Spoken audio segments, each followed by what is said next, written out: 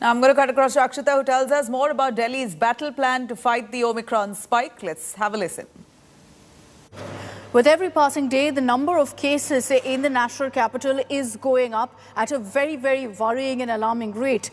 But what the Delhi government has also highlighted, and it's very important to talk about this, is that hospitalizations haven't gone up. Let's get you the data right now, how many hospital beds are occupied and how many are still available. At this point, the bed status till December 29 stands at 13,494 available beds. That means that occupied beds at this point is 296. So that you see that the hospitalizations haven't really gone up. What we saw in the second wave perhaps will not repeat now is what experts are saying, because the Omicron variant isn't as severe as the Delta variant. So right now the vacant hospital beds stand at 13,198. Officials are still not leaving anything to chance. They're still ensuring that we're fully prepared in case this blows up into a crisis where hospital beds are required.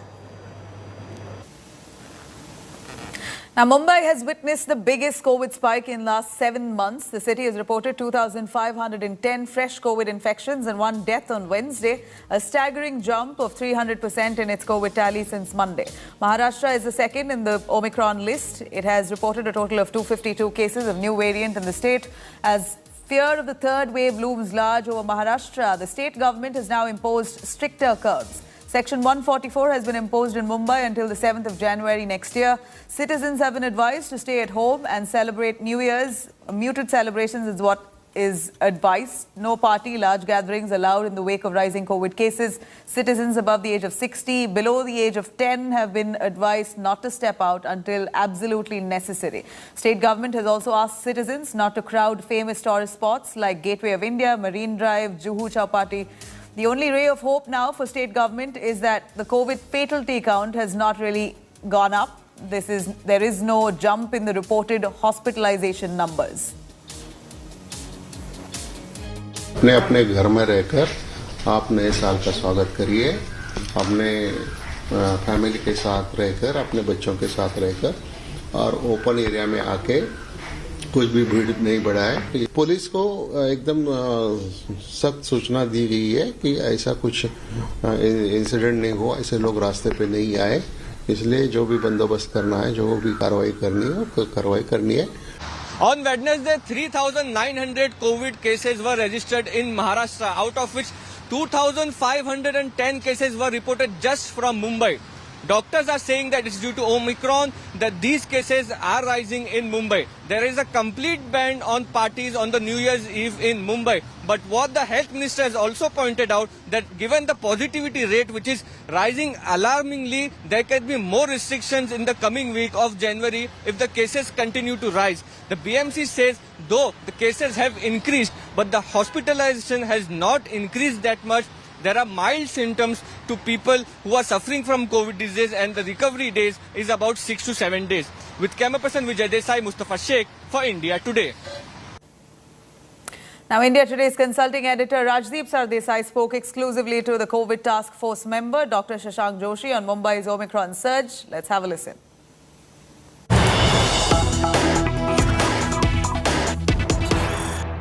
Dr. Joshi, you're at the heart of it. Mumbai registering more than 2,000 cases in the last 24 hours. Is this cause for worry, or are you optimistic because hospitalizations remain low? This is a cause for concern and caution. There is no need to panic. Clearly 2,500 cases. Look at the doubling time. In the doubling time has been only 4 days. From 600 cases to 1,330 plus cases yesterday, and from 1,330 to 2,500 cases today. So, and all cases are mild and hospital infrastructure is not at all dented, which means indirectly, even without a genomic sequencing, the Delta has been in Mumbai more than 80% replaced by Omicron. No question asked about it. It is a clear-cut diagnosis there. And therefore, Omicron is a milder strain. Hospitalizations are less, severe disease is less, mortality is less.